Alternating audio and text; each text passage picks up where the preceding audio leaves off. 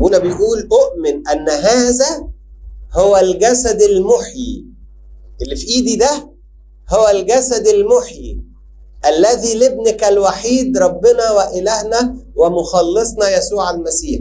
الجسد ده اللي على ايدي دي هو ده اللي اخذه من سيدتنا وملكتنا كلنا والدة الاله الطاهرة القديسة مريم، جعله واحدا مع لاهوته بغير اختلاط ولا امتزاج ولا تغيير.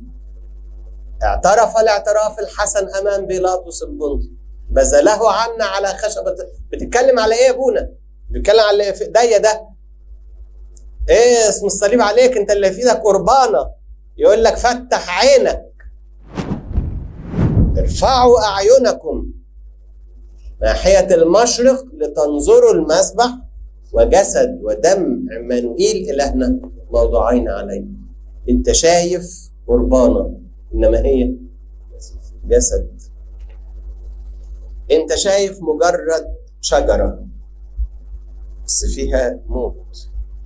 انت شايف مجرد شرية وبخور، لا ده فيها كهنوت. خد بالك، خد بالك.